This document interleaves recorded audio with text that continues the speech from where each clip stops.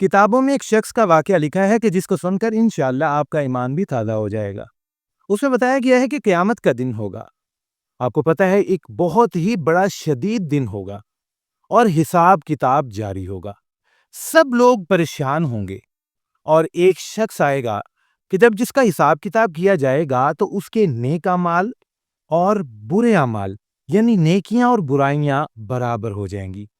اب میزان یعنی ترازو کے جب دونوں پلڑے برابر ہو جائیں گے تو پھر ایک کشمکش آتی ہے انسان کے ذہن میں کہ اب میرا کیا ہوگا۔ تو اس وقت اللہ پاک رحم فرمائیں گے اس شخص پر اور اس سے فرمائیں گے جا اور کسی سے ایک نیکی لے آ۔ اب وہ شخص یعنی خوش ہو جائے گا، یہ بے فکر ہو کے جائے گا کہ ایک نیکی کی کون سی بات ہے، یہ تو مجھے کوئی بھی دے دے گا۔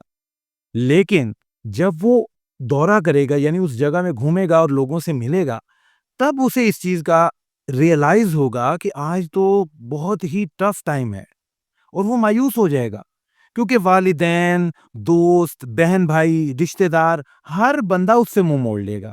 اتنے زیادہ تعداد میں وہ لوگوں کے پاس جائے گا لیکن کوئی اسے نیکی نہیں دے گا، بلکہ آگے سے سب کہیں گے کہ ہمیں تو اپنی فکر ہے کہ کہیں اس ایک نیکی کی وجہ سے ہم جہنم میں نہ چلے جائیں، ہم تمہیں نیکی نہیں دے سکتے۔ پھر وہ شخص بالکل مایوس ہو جائے گا اور اسے ایک دوسرا بندہ دیکھے گا اور وہ اسے پوچھے گا کہ کیا ماجرا ہے۔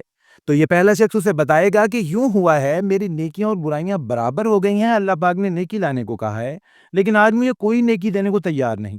اب وہ پہلا شخص کہے گا کہ ہاں میری بھی آج اللہ پاک سے ملاقات ہوئی ہے اور میرے صحیفے یعنی میری وہ جو زندگی کی کتاب ہے اس میں صرف ایک نیکی ہے، تم یہ لے جاؤ اور جا کر اپنی جان چھڑا لو۔ کیونکہ اس شخص کا یہ خیال ہوگا کہ یہ ایک نیکی میرا کیا کر سکے گی، یعنی اتنے سارے گناہوں کے سامنے جب یہ ایک نیکی ترازو میں رکھی جائے گی تو ظاہر ہے obviously یہ فائنلی اس کا رزلٹ یہی نکلے گا کہ میں نے تو دوزخ میں ہی جانا ہے، چلو یہ بندہ تو اپنی جان بچا لے۔ پھر وہ شخص نیکی لے کر اللہ پاک کے پاس آئے گا اور آ کر اللہ پاک کو کہے گا کہ مجھے ایک نیکی مل گئی۔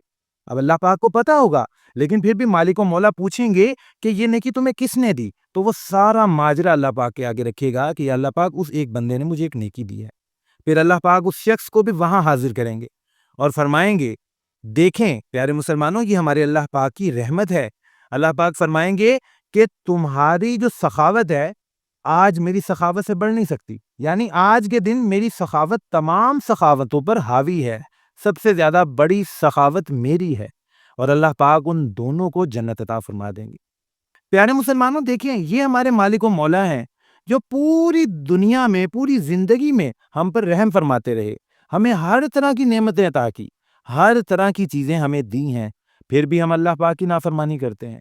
ہمیں اپنے اعمال پر غور کرنا چاہیے، کیونکہ یہ چیز اکاؤنٹیبلٹی میں آ رہی ہے، اس چیز کا اکاؤنٹ ہے، ہمارا ایک نامہ اعمال ہے، اس میں سب چیزیں لکھی جا رہی ہیں۔ اللہ پاک ہم سب کو سیدھے راستے پر چلا دیں، آمین ثم آمین۔